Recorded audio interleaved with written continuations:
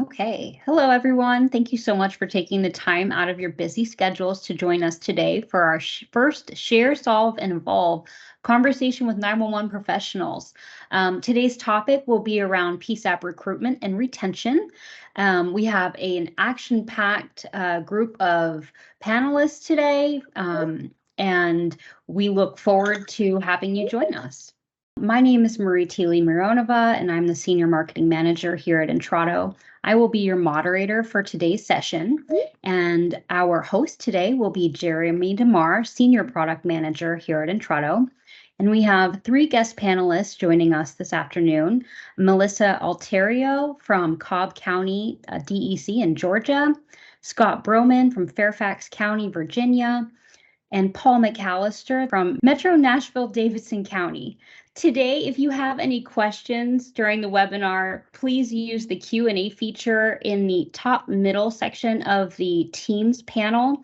Go ahead and send your question over, and we will try to address questions at the end of today's webinar.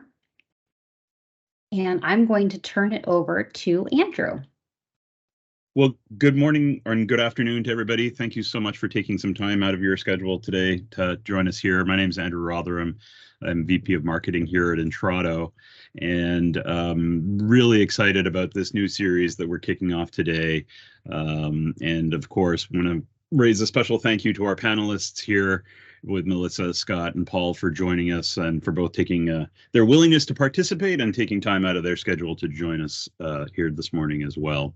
So we here at Intrado know that there's really no shortage of challenges that everybody in the public safety community is facing on a day-to-day basis. And while we have some great innovative solutions for many of them, we recognize that we certainly don't have answers for all of them. But that said, that doesn't mean that we can't help in other meaningful ways, and we're happy to be in a position where we can provide this platform for this community to get together, to come together, and share ideas, and you know, as the name of the series implies, right? Share, solve, and evolve. Come together, share some ideas, figure out some best practices, and implement them within your own agencies. And so we're really pleased to be able to do that for you guys, and privileged to do so. And again, thanks for joining. And I know it will already be a success because our three panelists here in one of our prep meetings, they already started sharing ideas with one another. So as far as I'm concerned, this is already a win, and I'm sure that many of you will benefit both from their ideas and during Q&A and afterwards exchange of ideas. With that said, though, you're not here to listen to me pontificate. I did want to add, speaking of sharing ideas after this webinar, as Marie mentioned, there's the Q&A button. We encourage that. But should any questions come up after the webinar, one, it'll be available as a recording, so don't feel the need to take copious notes. You can rewatch it later, and then on the Intrado LinkedIn page, we'll make sure that we have a thread going there, that if you have any additional questions or thoughts or insights or whatnot, to go ahead and have a look there and share some ideas on that. And with that, I will turn it over to Jeremy, our host this morning and afternoon. Thank you, Andrew. And to echo Andrew's comments, I'm super excited to be here this afternoon, right? And this brand new program through Intrado, this new outreach initiative that we're putting together to really, in my opinion, kind of address some of the big issues that are going on in the industry right now. And as Andrew already indicated, we did have a prep meeting. I always say practice makes perfect. So the four of us, Scott, Melissa, Paul, and myself, had the opportunity to talk a little bit about this last week, and kind of came up with some different things that we want to talk about. But really what I'm hoping to take away, or that all of you take away from this morning, is some terrific actionable ideas that you can utilize in your respective centers, agencies, PSAPs and ECCs, that maybe you can operationalize and activate within your centers to make things a little bit better. We know that recruitment and retention is a huge challenge, arguably the single biggest challenge now in the PSAP ECC space. So hopefully the ideas that we share with you this morning, you'll find them to be informational. And, you know, again, if you have questions along the way, as Marie already indicated, please feel free to drop those into the chat window. I'm going to do my best during the course of the session today to check in with Marie. I won't be able to necessarily always pay attention to the chat thread, so or the Q&A thread rather. So I will check in with Marie periodically to see if she has questions, but we will absolutely leave time at the end of the session to address those. So without further ado, I have a rock star panel today. I'm real excited. We're gonna kick things off with some folks that have been fixtures, well-recognized folks in the PSAP 911 space. I don't even really need to introduce them.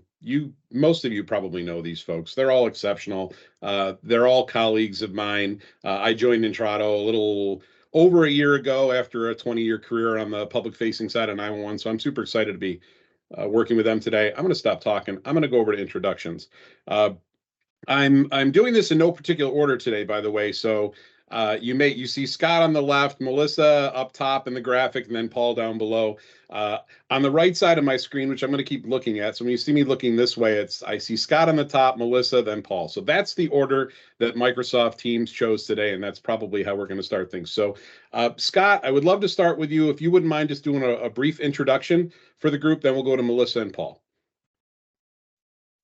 Thanks, Jeremy. Scott Broman. I'm the Fairfax County 911 director. I'm fairly new to Fairfax. I was the former 911 director for the city of Baltimore for many years. And what do I have to say about recruitment and retention? I feel the pain that everyone on this call is feeling throughout the nation. We're all tackling the same things, and I'm so glad we're all here together to bounce ideas off of each other and hopefully implement some stuff that we hear today. Awesome. Thank you, Scott. Melissa? Hi, good afternoon, everybody. I'm really excited and honored to be here, especially for the very first in this presentation series. I'm Melissa Alterio. I'm the Executive Director for Cobb County Department of Emergency Communications. It's in Metro Atlanta, Georgia, second largest 911 center in the state, home of the Atlanta Braves. I also feel the pain of recruitment and retention. However, I feel like we have adopted some really great culture shifts here that have caused us to receive an influx of applications, which I'm going to be happy to share during this presentation today. So I'll look forward to the conversation. Awesome. Thank you, Melissa. Paul, you are next, sir. All right, Paul McAllister.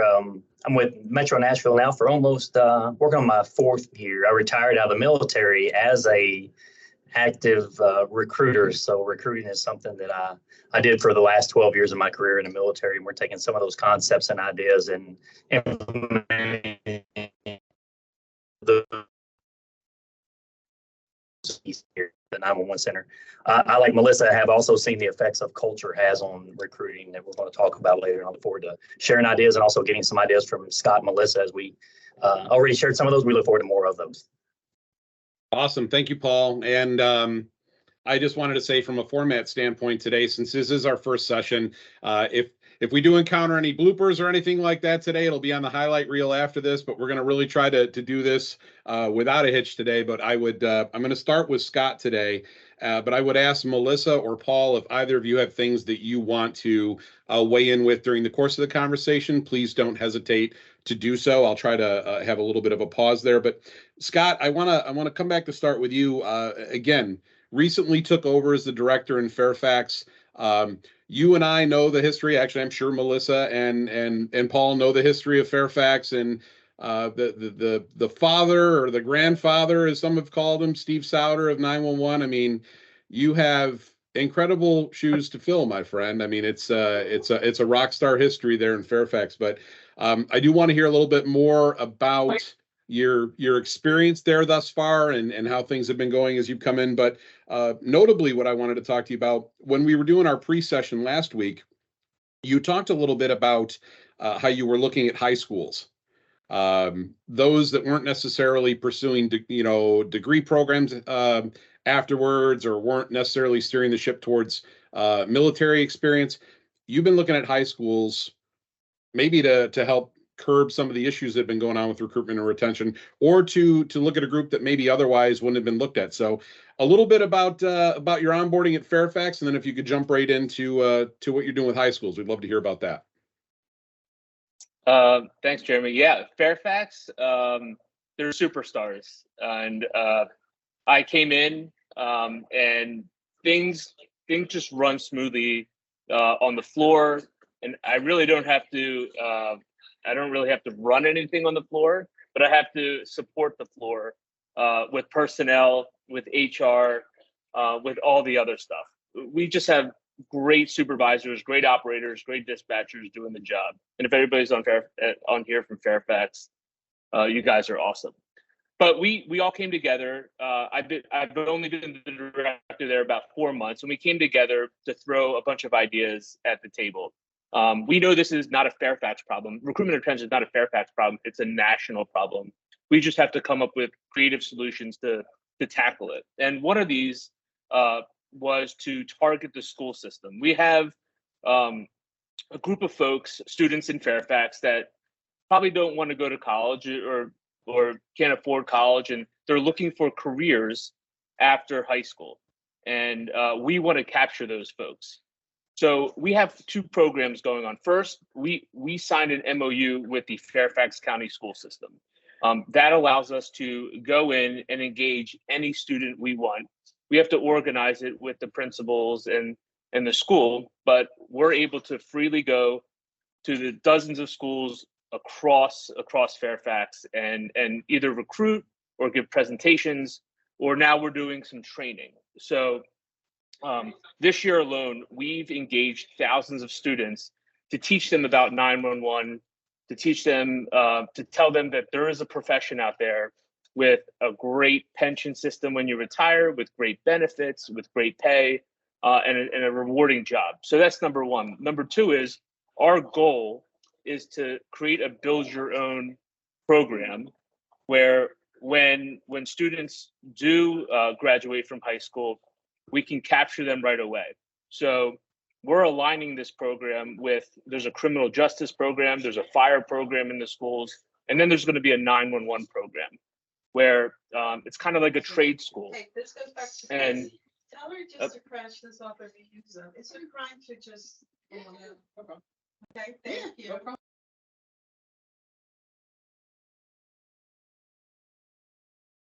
No, wait. Oh, yeah, hold on, Scott. Somebody else was chit-chatting there. I think we got them muted. We got to get Scott back. Yep, there no we problem. go. Yep, I'm back. Yep. So we're in the beginning of the program, but by next year, we want to teach at least 10 students all things 911, the basic telecommunicator class, the protocols. We want to get them through the application process and pick them up the day after they graduate. So that is like an ROTC program. I think the military has gotten it right over the last 60 years, where you get them excited early and then you pick them up right after graduation, and that's really our goal. Yeah, and I think back to oh, sorry, were you talking, Melissa? I can't tell if I had a delay there. Oh, okay. It's okay. No, you go ahead. If you had something, please add. I was going to say, Scott, I actually love that idea of having an MOU to be able to just go in at any time and recruit and educate the students. I had not heard of that. And I love that idea, but I'll piggyback off of what he said as far as partnering with the school with an actual pathway program. So we've done that here with one of the high schools, and we're working on a second one. Well, we've also partnered with APCO International to be able to provide them. Our training team goes into the school and teaches them public safety telecommunicator. So at the end of their semester, at the end of their pathway, they are coming out of there with a public safety telecommunicator 40-hour basic certification course. Because for the same reason as you said, Scott, we want to be able to pick them up right from graduation. So we just implemented this program last year. We're getting ready to do our second pathway in this 2024 semester coming up. We did hire one person from it, and she's successfully completed at least one phase of her training. And I believe I was just told recently that we have a second one in the hiring process now. So it has been very successful for us, and APCO has been super, super supportive in this process. Paul, anything you wanted to add in there before I just wanted to weigh in with something? I was going to add there at the last board of directors meeting, we did approve a new student level membership to APCO for students. And I think that's going to play a critical role in what we're doing here because like Scott said, I was a recruiter in the military. I had to get into that school and get that kid at a young age and get them on the path that they wanted to get on. I didn't get them on the path that they didn't want that path, but they're interested in that public safety field. Then we need to get them interested in that and show them our role in public safety and how they can do that as a telecommunicator. And I think that APCO putting that option out there is going to be even more valuable to all of us across the nation. Yeah, and I absolutely love that. I was going to say, Scott, one of the things I really took away from what you were talking about was I remember, when I started my what I would argue is my public safety career well over 30 years ago. It started joining the fire explorers in my local fire department. And if I hadn't have gone in, fallen in love with public safety at that point, I mean, at one point I wanted to, like many folks that joined the 911 profession, I went in saying, oh, this is a short-term thing. I'm going to go be in the fire service. Ultimately, I love 911 and stayed there.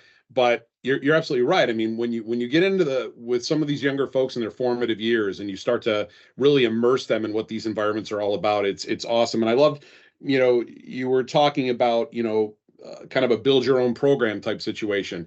We also know there's, we could do a complete separate conversation on generational expectations relative to employment and onboarding and so on and so forth. But these generations, as they evolve, they are expecting different things. So what a great idea to have some degree of customization available in your outreach efforts. I absolutely love that.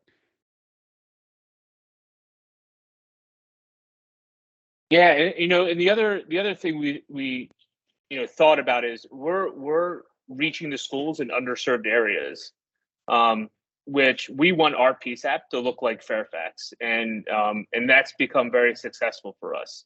The other idea that has been floated around, we're looking to build a new backup center, and there's an idea floating around to say, should this backup center also be the training facility for this type of program? Let's not have another training facility and then the backup center over here. Let's blend these two together, and maybe vendors can sponsor this. Wink, wink, and blend these two things together, and it's less of a cost for the jurisdiction. Yeah, no, absolutely. And again, all great ideas. And the fact that both Paul and Melissa have echoed that they're doing, similar things to try to build on that effort a little bit. It's just, that's why the three of you are here today. Progressive, forward thinking, that outside of the box thinking that all of us talk about. I do want to be conscientious of time here. As I'm looking to the right of my screen, I want to make sure that I give everybody a chance to weigh in. So again, I invite those that are attending the webinar today, if you have questions along the way, please drop them in Q&A. We will also have some time at the end of the session to make sure that we address those questions if you have them. But I do want to go to Melissa next. And Melissa, of course, you and I were at APCO Atlantic earlier this week. We had a great time there. You did a couple of sessions. I did a session. I always love the networking, the colleagues, being able to sit down with folks. And so we had an exceptional time with that. But one of the things I did not have an opportunity to chat with you about while we were in Albany a couple of days ago, but I was absolutely admiring while I was at the APCO conference was you guys had a booth at the conference this year. Cobb County did. Yes, And I'm kind of surprising you with this. I don't know that I mentioned to you that I was going to be mentioning this, but you did not. well, sometimes I like to just kind of see what happens when I say it. But I was blown away. I don't know. I mean, I've been going to APCO and NINA conferences for years, but it's the first time that I know of, at least for me, that I actually saw a center coming in there and actually had a booth. So I wanted to talk to you a little bit about that. I wanted to see if you could give some feedback to the folks about that. But one of the other things that you talked about when we were doing our prep call as well was you mentioned taking testing out of the application process. We have asked our participants today and those that are asking questions to try to remain vendor non-specific today, so we're not gonna say anything about any particular applications. But I know there's a lot of centers, mine previously included, where we used software to basically canvass candidates that were coming out and determine kind of what their viability was going to be prior to coming on board. We know that these things are not foolproof, but sometimes it gives you a decent snapshot. But I'm gonna taper back what I'm asking. But Melissa, I'd love to hear about the booth. I'm sure Paul and Scott would love to hear about it, as would the folks here. And then if you could talk a little bit about taking testing out of the application process. Yeah, thank you for putting me on the spot, Jeremy. Your mom and pay you back for that. I'm going to talk about the hiring process first, which will lead up to talking about the vendor booth, or the exhibit hall booth. So what we discovered, Scott talked about, you have to be creative in your hiring process now, because things are just not the same as they were years ago. So part of that is you have to really dig deep into what you've been doing and figure out where you can where you have some opportunities to improve that process. So what we realized by taking testing out of the application process, and I'm saying that very literal, because the generation today, they want to apply on their phone, right? And you can't test successfully on your phone. So what we discovered is, one, it was an automatic disqualifier if they missed the link to register for test or to take the typing test, right? You had to actually be at a computer to do that. And so we missed a ton of applications because of that. So that is what we investigated as part of the problem that we needed to now fix. So now we see all the applications, right? And because we want to engage in the applicant. So our human resources department does their normal disqualifiers if they're not 18, if they don't meet the minimum requirements, right? To actually at least come in and go through the hiring process. But then our hiring team here in the department, they see every applicant and they engage with them. And so we took testing out of the application process, but we just moved it a little ways in the hiring process. So now we can see the applicants, we can prepare them a little bit for the testing that we're going to do.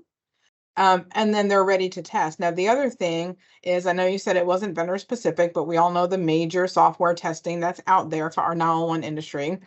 We actually also took that software testing and we put it on the dispatch floor. So they're actually testing in the environment that we want them to work, which is testing multiple things, right? It's testing their ability to listen to things around them and to work in that hectic environment. And that's also been successful for us. We also don't just give them one chance and they're done, right? So we have a culture of Paul, I'm sorry, I have to do it. Okay, I gotta take it. I stole this from Metro Nashville. We have a culture now of people over process, which I'm sure Paul will get into, and that includes the candidate. So we want to give them a second chance if they do not pass. We give them an immediate second chance. If they still do not pass, then we give them an opportunity to come back a third time and test again. To be perfectly honest, I do not recall the time frame, but it's not longer than 30 days. And that way they'll have a little time to practice on their own, come back in. And this kind of gives us an opportunity to focus a little bit on them, because there are things that you can be trained on, right? So that has been super successful for us, which is why I say that we have received an influx in applications. That was part of the reason why we did that. The other part of the reason really has to do with our culture shift here, because we did not just focus on hiring.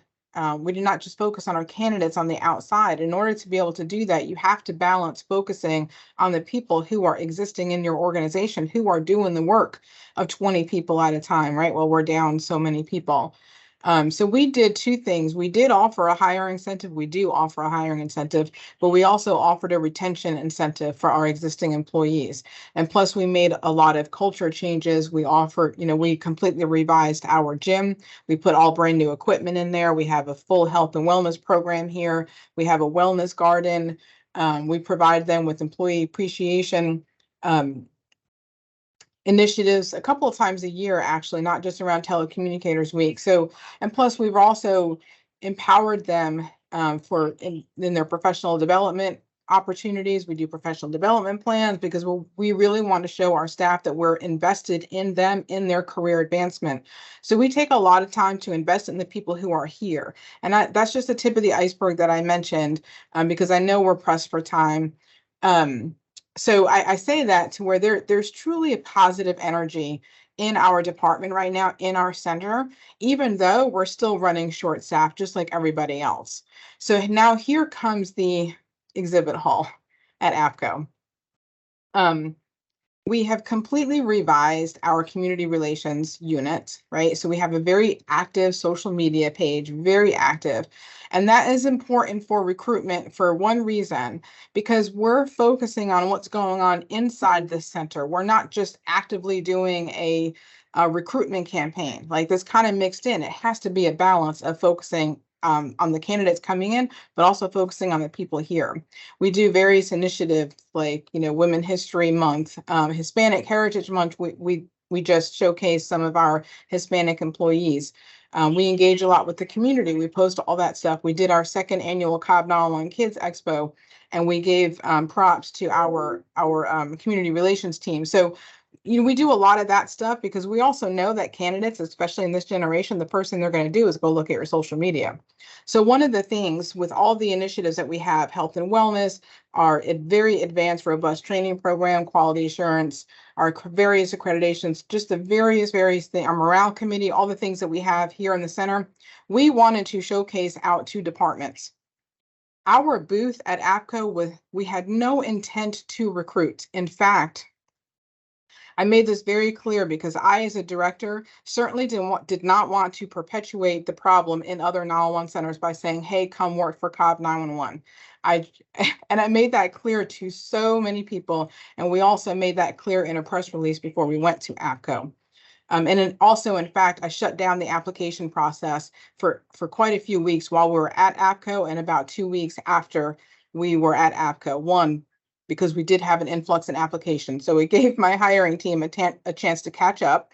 So it was kind of a win-win. But also, I did not want Cobb County to be accused of trying to take people from Fairfax or from Metro Nashville, because that's not right, right? So, but what I did want to showcase, because we also have so many agencies, and we're very humbled by this, that come to us and ask us a variety of things about how we do this and how we do that. And that was really the driving force behind having a booth there, because we are what we consider an exemplary emergency communication center. And our goal and priority is for every center out there to be an exemplary communication center. We don't want to be the Lone Ranger in this industry, and we know that we're not. We have Fairfax, we have Metro Nashville, we have Aurora, Colorado. I mean, there are so many centers out there who are incredible. City of Atlanta, and so we just want to share and share alike. And that truly was our intent behind the booth, and it was super successful. Now, did we possibly get some people who said, I want to come work for Cobb? Sure. I don't think we had anybody follow through with it. I'm just throwing that out there. But again, this was truly out of respect for other directors out there who are going through the very same thing that we're going through. No, I love that. Hugely successful. No, it was awesome. I was, and by the way, I'm going to show everybody the flash drive. There's my Cobb County flash drive. Love it. Scott, Paul, anything to add there with Melissa? I will add, so I really like the fact that moving the testing, we haven't removed it completely from the hiring process yet, but we did not put any weight behind it. Because I really, from a group in Colorado, we're going to be hiring the 8th graders 5 years from now, and none of them have this device. None of them know how to use that device. They only know how to use their cell phone. So how do we change the world of dispatch for those 8th graders in 5 years? And the ones that we're going to recruit in the high schools in just a couple of years when they're walking around the high school and going, can I do that job on my cell phone? We got to be able to do that. And I think the testing, we were like Melissa, we were getting failures. They can't even complete the test online. You got to have a mouse. So none of them, we lose people to applications. So we have moved the weight away from it. We're actually going to move it towards a afterwards. And that way, if I find out that Paul needs to work on his typing skills or work on his, whatever it is he needs to work on, then we can focus on an individual basis to make that individual person the best individual person they can be, because we don't want an individual team of champions. We want a championship team. And the only way we do that is to make every individual as strong as they can independently be to contribute to the team. If we do that test and utilize that test to guide their path of success, and increasing their typing skills or their hearing skills or their whatever it is they be, we can individually do that on a side part of the class. They still get the class with everyone else, but we may have some extra things for them to do on quizzing on typing skills or whatever in the aftermath. So I think it's a great way to find individual ways to touch different people that need better strengths. And her people over the process has really worked out well for our culture too, to change. We changed it up a little bit because we have some supervisors that say, oh, well, I got to be people and I forget about the process. So we've changed ours to mission-driven, people-focused, because when you make a decision as a leader in this organization, does it meet the vision of the mission? Is it mission-driven? But you can't forget about the people-focused, and you got to make a decision every time you make a decision that it's mission-driven but people-focused, and not, if it isn't one or if it weighs too heavy one way or another, let's find another alternative to use. Hang on, let me write that down. Hang on. You can use that one Yeah, too. I was I'm gonna like you. I wanted to go across the nation. I mean, because I think that's what we're missing. Is that's the part we're going to talk about in a few minutes, of getting those people to stay here. And how do we do that? Every decision we make has to be mission driven, but focus on the people. If you don't, and you're making too many of those left side decisions, you're going to lose those people, and they're the greatest asset we have. Yeah, and I love that all of you, and I'm sure that Scott will share this as well. I love that all of you are you're looking at this holistically, right? You're looking at it not just from an agency angle, but you're looking at improving the industry. It's, making things better for the entire profession. In fact, Paul, you mentioned it. One of the quotes I took away from our pre-call last week was belonging and inclusiveness. That was one of the things that I jotted down. So we're absolutely going to circle back to you, and we're going to talk more about that. But Scott, anything you want to add to what Melissa had to say? I can't beat what they said, but there's one additional thing that I asked our trainers to do, is to give me feedback on what they're noticing with the new recruits. Like, are they able to focus? Are they able to multitask? Where are they doing well? Where are they failing? And that's where we're going to relook at where we're going to test these candidates in the beginning to make sure we're doing the right thing. But look, if you're out there and you're looking at redoing your testing process, you're doing a great job. So that's the first step. Yeah, you do wonder how many agencies these days are still using legacy onboarding and training practices from 15, 20, 30 years ago. I might be dating myself a little bit here, but I can remember in high school using Scantron sheets to take tests. I don't even know if Scantron's even a thing anymore. But to the points that Paul and Melissa made, I mean, with so much happening with the phone and with engagement with the phone, we know it's common knowledge that the majority of calls coming into 911 centers now come in via wireless device. Melissa, when you and I were in Atlantic chapter these last few days, I asked during one of my sessions, what percentages of calls, just hypothetically, are you getting right now wireless? And I remember when the numbers were 70-75%. The numbers I was getting this time around, 90-95%. So I mean, we're creeping ever closer to that, the majority of it, the wireline just being such a small percentage of that. But I love, again, that outside of the box thinking. I know that term gets thrown around a lot, but no, all great information. And the fact that there's a level of customization here, that you're tailoring the training to specific needs, and when you're noticing learning gaps with individuals, that's being addressed. I love it. I love it all the way around. So thanks, Melissa. I do want to jump in with Paul real quick. Paul, one of the things, and by the way, Paul, I need to give you a quick shout out. It's Steve Martini as well, who's also, you guys are like, I'm not going to compare you to Taylor and Travis, okay? But you guys are like the ultimate power group right now, right? I mean, it's, when I think of centers out there that just have it together, I mean, obviously Scott and Melissa, that's why they're here. But you and Steve just knocking it out of the park there. And we got to do a tour with some of my colleagues while we were at the conferences here. So thank you for having us there for that. But you talked a little bit during our pre-session last week about you've got a recruiting manager now, which I thought was kind of interesting, because a lot of times we see that the training process or the onboarding or hiring process is it's a stagnant process. It's been the same way forever, and this is just the way we're going to do it. You've taken it a step further. You've hired a recruiting manager. Scott, we'll circle back too, because I took another comment from you last week about hiring an outreach coordinator. If we have time, I'm hoping that we can talk a little bit more about that. But Paul, tell me about that belonging and inclusiveness mentality or attitude or mantra, whatever you want to call it. Does that recruiting manager help kind of feed that a little bit? What's your thought process behind that, and what are you hoping that recruiting manager does for you? Yeah, so we figured it out, Jeremy. I'll give you really quick. If we were 20 or 25 people short, we could afford a recruiting manager position to focus on that and eliminate those 25 vacancies. The money's there. Where you allocate it is the important part. Allocate it towards someone that's going to go out and focus on that solely and hammer away at your deficiencies. We are 5 people short out of 246, and 2 of those positions are a new phone specialist and a PIO. So about 3 to 5 people short of telecommunicators. And what his role is to go out. It's community outreach, recruiting, and education, which is all those things bundled in. But he has a group of volunteers. We plan to move that to a full-time, maybe another full-time person with him to focus on that, because across the nation, everyone's struggling with that. But the money's in your budget. You may have to reallocate it to a person that targets that location of weakness. His job is to do the outreach. I took a few ideas from my recruiting world, and I don't know what the formula is anymore. I know the numbers. It's 51211 was my recruiting number. I know I had to go out and talk to 5 new people every day. So I told Brian, I said, hey, we need 2 people a month average. We lose about 24 people a year. We got to get ahead of that. We have to stay ahead of that game. If we play behind, we never win.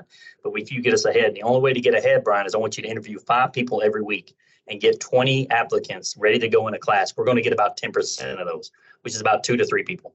If we can interview 5 people, the guy is killing it. He's interviewing every week. I see 5 interviews on our schedule for 5 new people every week until we get to the number. And Steve goes, hold up, money. We're full. We can't hire any more people. We're going to ask to go 5 people over our limit. We're going to ask Metro Nashville to let us overhire by 5, so we stay 5 ahead at all times. If we can get ahead of it, we win.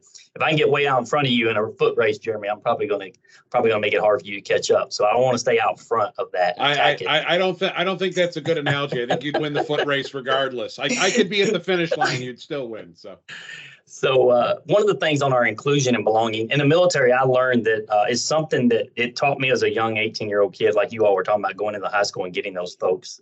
They give a real inclusive belonging feeling. I feel when I talked to the U.S. Navy SEAL at the APCO conference and met that guy, we were talking, and maybe it wasn't APCO, it was Neenah, wherever it was we were at, and I was talking to him, and we hit it off like we've been best buds forever. And Steve goes, did you know him before? I went, no, that's just what we do. That's what we create in the military. I know that guy would die and take a bullet for me. How do we do that in the civilian world? How do we make people feel that? It's through inclusion and belonging. From day one, the time they apply and the outreach that we pour into those folks and bring them into our building, and make them feel. So some of the things we've done is we get a list of all the new people on the day they're starting. Our team here on the floor, I give them markers and white boards, those little paper boards, what are they called? I can't think of the word of it now, but where you can make up a sign, like those signs on ESPN Game Day. So they make signs. They know the people's name. They know exactly what they're coming to, and they make a welcome sign. And we hang them on the wall of our new training. We created a training facility at our backup site for about a class of about 24 people. And they hang them there. And when they walk in, they see a sign that says, welcome, Paul McAllister, to the team. We're so glad to have you. Please come to B detail, whatever it is that they put on there. We do proofread them and make sure they fit. And so, don't come in here, it's terrible or whatever. But we welcome them on the first day. Another thing we did, I did a study or read it in a book somewhere that introductions are huge too. Meeting us on the first week or so, meeting the command staff and setting expectations of what we expect. And we want them to feel empowered from day one. We take ideas from them. We give them the QBQ book, which is the question behind the question of being able to take ownership of the facility on day one. It's your building, it's your house, it's your family. You belong here. One thing that I did is I read where during those introductions is something they would give, it's 2 different groups, but they gave one group just a T-shirt with our logo on it. And that group and the other group that came in behind, they gave them a T-shirt with the logo and then their name on there.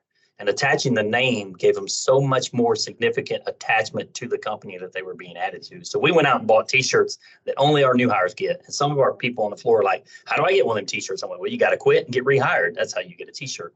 And it's called Headset Heroes.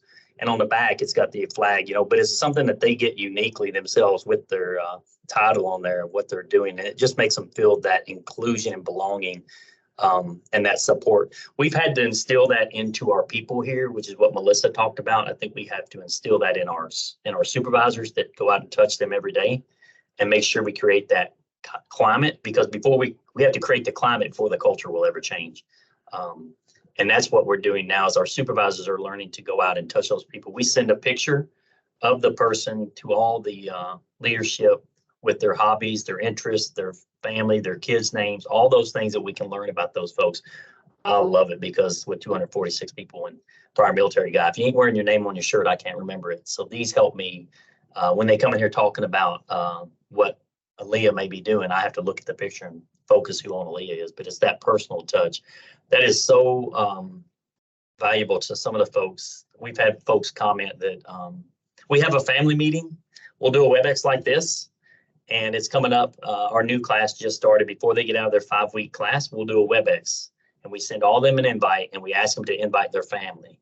And Steve Martini and I, and now Patrice, our other assistant director, will get on the WebEx, and we'll just explain to them what the job is, what it does to them, how it affects their home life, how they come home from a day of hard dispatching. And we have the family, all their families. So we've seen pictures in that little box of the whole family sitting there on the couch watching us describe to them the new job that this person's taking on, what they're about to step into, and the career opportunities they have. And it's really been rewarding to hear some of that feedback from their families. And that's really shows them that we're bought into them, and not only them, but the extended family that they go home to. And I think that's an important part. Is it weird that I got chills when you said that you have a WebEx with their families? I mean, it blows my mind. It blows my mind that you've, and I want to reach out to Melissa and Scott quick to see what they have to say. But the fact that not only are you saying, hey, we love having you here, we're glad you're here, but now we're going to explain to your family some of the stuff you're going to be doing. And so, I mean, I don't know, Melissa, Scott. I mean, I'm gonna turn it over to you for a second, because I'm over here taking notes. I'm over here taking notes. So Melissa, I'll go to you. Well, really, I was just actually going to say the same thing, Scott. And I think that's exactly why we do these things. Because I'm sure there are people out there like, oh, another webinar on recruitment and retention. But this is exactly why we need to continue to do these webinars and these presentations, to take ideas like this. I also got my pen out, and I'm going to go over and talk to Robbie and be like, this is a great idea to incorporate in the academy phase. I really commend you for that, Paul. That is fantastic. We also do have a board now up just outside of the center, and this is part of what I love about the climate and the culture that we've created here, because this wasn't Melissa's idea. This wasn't even our deputy directors, any of their ideas, right? This was a CTO who said, we have so many recruits right now. We have about 30% of our staff that are in some phase of training, and they wanted a board, a big bulletin board, and they put their pictures and their names up, and almost like a little trail of what phase in the training process they're in.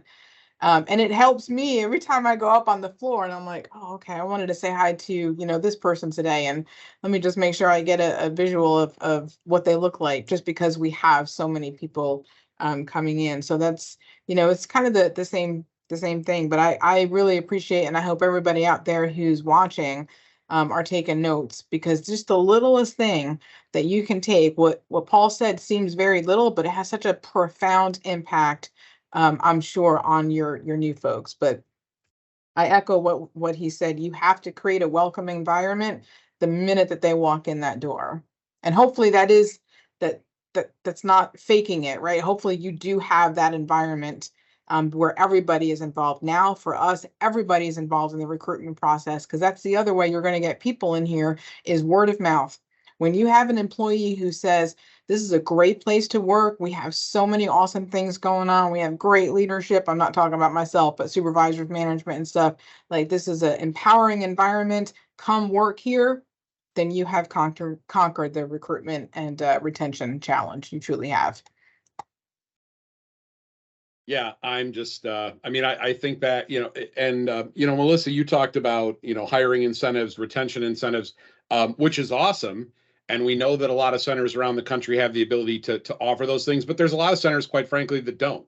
I mean, we know budgets are tight right now. We know that the old saying, we're all being asked to do more with less, right? One of the things I tried to do when I was a director on day one, I shouldn't say tried, I mean, I definitely did this on day one.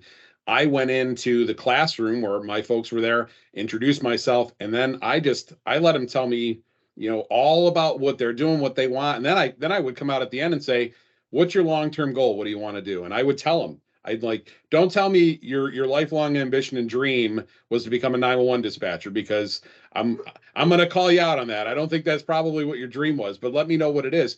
And I mean, just taking that time to sit in there, listen to what they have to say. I mean, some of them, I know one of the folks that worked for me at the time wanted to be an airline, a flight attendant. And I don't want to segue, but she came into my office one day and I could tell she was kind of concerned. And she's like, yeah, I just want to let you know, I'm giving you my 2 weeks. And I'm like, oh, I'm sorry to hear that. What's going on? Well, I'm going to be a flight attendant with this airline. I was like, that's amazing. I mean, you and your fiance go everywhere. You do all these things, these cool things. And she was like blown away. She goes, you're not mad? I'm like, no, I'm not mad. I'm like, you're doing what you want to do. That's the thing that we need to be able to demonstrate as leaders in the 911 space, that it's not just about bodies and seats, somebody who's breathing, somebody with a pulse. It's not only do we want this to be an awesome and an incredible career for you, but to Paul's point, we want to tell your family about it. We want to shout to the moon about it. We want you to tell your friends about it. So you'll come in and be a part of it with your colleagues. I mean, there's no better way to fill a lot of these these vacancies than somebody out there being your cheering section for you. And who's a better cheering section than a satisfied and fulfilled team member? I love that. Wow. Okay. 9 minutes left, 10 minutes left. Marie, I have been watching, I think I'm watching the correct screen here for questions. I'm not seeing anything popping up over here. Am I looking at the correct screen? Do you have any questions pending? Yeah, so I don't see any questions yet in the Q&A section. Just as a reminder, if anyone in the group has any questions, please use the Q&A feature in Microsoft Teams. It's located, there's a little Q&A button kind of in the top panel. Go ahead and enter your question and we will go ahead and ask or answer them on this call. We have about 11 minutes left. All right, Jeremy, thanks, Marie. Oh, sorry. Go ahead, Scott. Writing, yeah, I just wanted to mention that last week when Melissa, Paul, you and I were talking, I learned something from Melissa and Paul about inclusion. And one of the things was when the new recruits come in, you got to shower them with love and really show that they're a part of a family. And I really didn't think about it until they said something. And I charged my training staff and my supervisors and all the folks on the floor to leave Post-it notes last week because they're 1 month in, and the positive thoughts. Congratulations on reaching your 1 month. We can't wait till you're out on the floor. Blah blah blah. But it was such a great idea to continue to do that and to share positivity in the classroom. One of the things that my staff took from the APCO staffing summit that they did this year was now they'll go back, and this is my hiring team now, they will go and do 21-day check-ins with the new hires. And that has also been super successful, right? And so we want to hear from them how they think the hiring process went, but also how they feel welcomed. And so far, and it just makes me so proud, because so far everybody, since we started doing that in April or May, they have just been like, this is just such a welcome environment. And luckily, knock on wood, we haven't had any areas where we needed to improve on. So we just kind of keep on going with what we're doing. But that is another area where you have to seek feedback from the people who are coming in, from the people who are out there, getting buy-in from the staff. Like I said, everybody here is involved in the recruitment process now. It's not just 1 or 2 people. That's a great point. Yeah, no, I'm sorry, Marie, were you going to say something? Looked like you were. Yeah, No, okay. We have a question. Okay. What role does technology play in recruitment and retention strategy?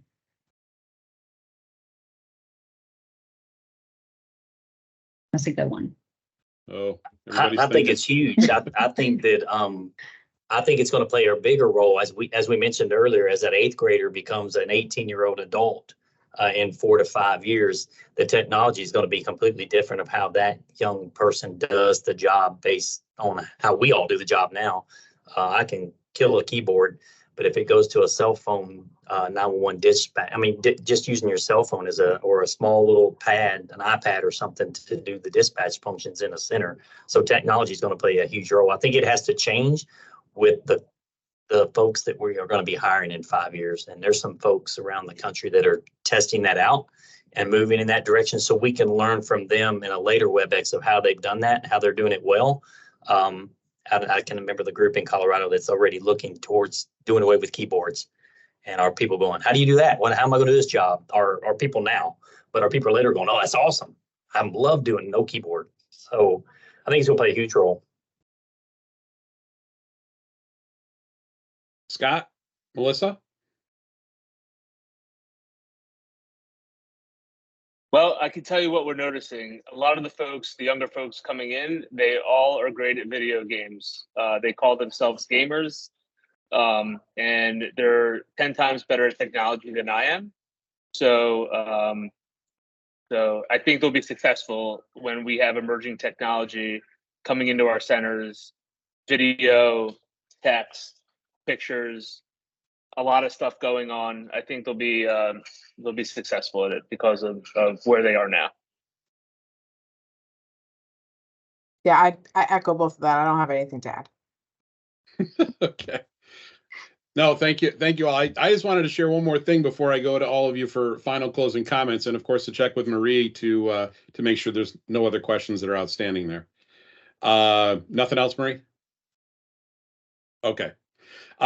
So the one thing I wanted to add, and Melissa, you talked a little bit about National Public Safety Telecommunicators Week. You may have alluded to this in what you were talking about. There's a lot of centers out there across the country that go out of their way to really just recognize that week and take great care of their people.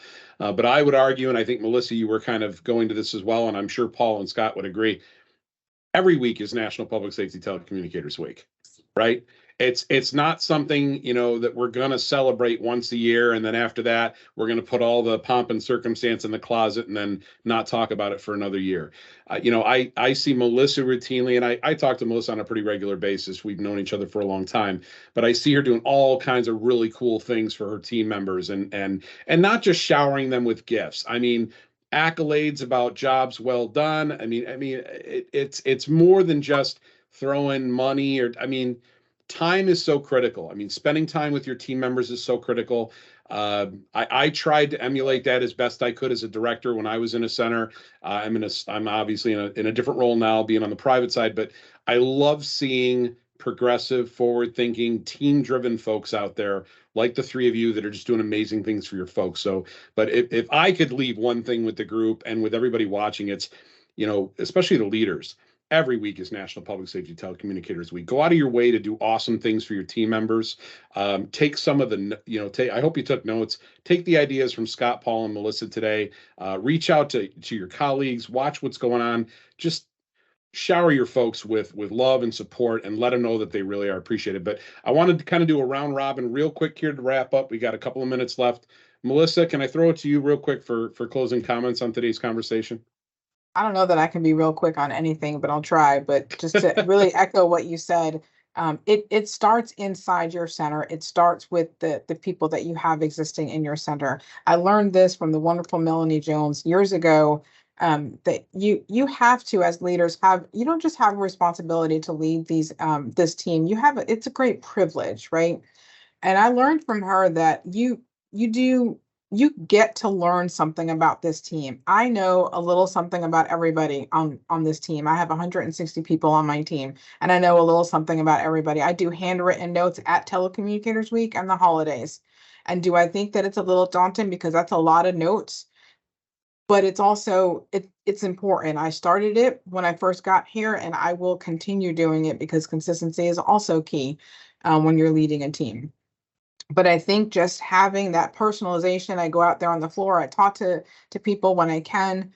And it's not about work, just about their lives, right? What's going on in their lives? How's their dog doing? How's their family doing? A lot of that stuff really demonstrates that you value them in it, and you have to be genuine. And like we said on the pre-call that we had the other day, to be a good leader, you have to genuinely love people, right? And that shows that's not something that you can fake inside the center. And ultimately, when you can show value to your people, you will, like I just said, will solve that recruitment challenge. You will, because that word is going to spread out there. Awesome. Thanks, Melissa. Marie, I see a question did just pop up, but we're kind of running close here. So I do want to give Scott and Paul kind of a chance to wrap up here. I don't know if we'll let me see if I can have Scott and Paul talk quick. We'll see if we can come back to this. We'll have one more announcement at the end of the session, but we're going to really try to stay on point today. Scott, closing comments, closing thoughts? Yeah, so I'm going to talk about real quick something Steve Souter did 20 years ago. He purchased binders for everyone in the center to put all the awards, Jeremy, that you were talking about, all the good emails, the good calls, their certifications. He bought everybody binders so once a year they can go back and remind themselves of all the positive things they've done over the years. So we're doing that again at Fairfax, and so people at the end of their career can look back and see what an awesome job they've done through their lifetime at the center. Steve Souter, a classic lead by example gentleman, one of my favorites in the 911 space. Thanks, Amazing. Scott. Paul? Yep. Paul? I found out in the military that every individual person has a button. You just have to find out what that drives them. You have to, as a leader, find that button and then push it every time you have an opportunity. When you walk by them, talk about their collection of cars, talk about their favorite football team. Don't talk about the things about work. Talk about everything else. And when the moment comes to talk about work, they're more receptive to it. So find the button in your people and push the crap out of it every time you have a chance.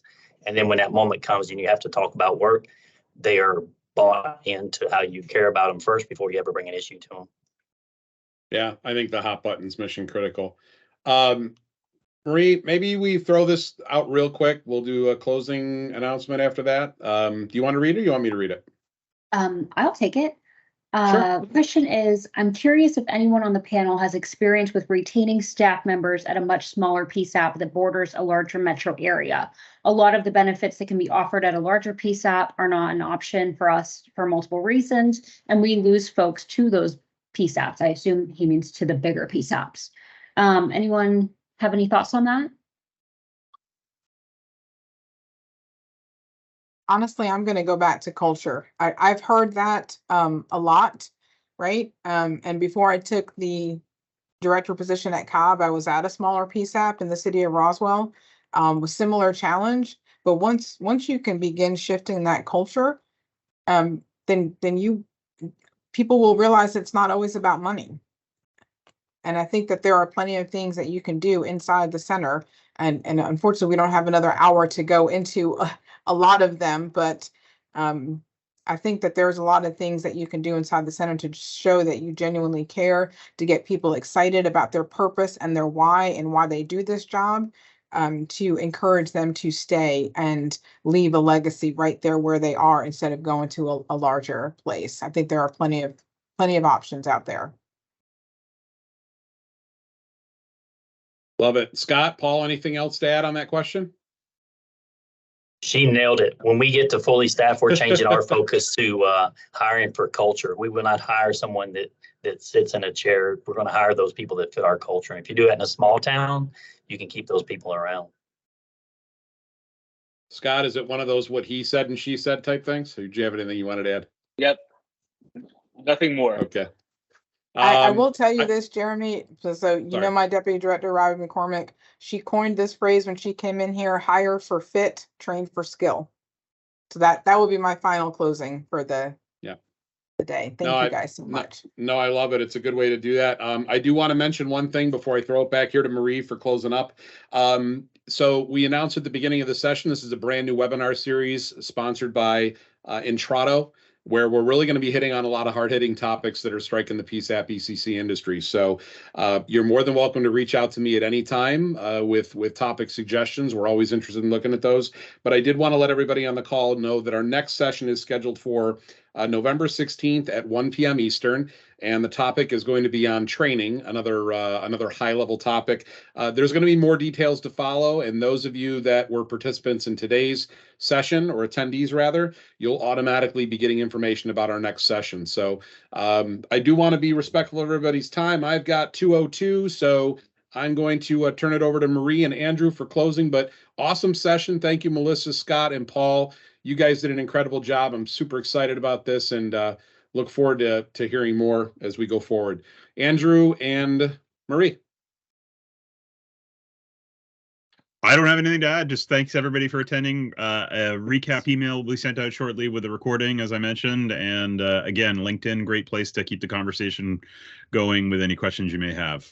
And thank you to our wonderful panelists here for a fantastic job, and to Jeremy, of course, for hosting. Yep. Thank you, everyone. We'll be in touch. Bye, everybody. Have a great Bye-bye. afternoon, all.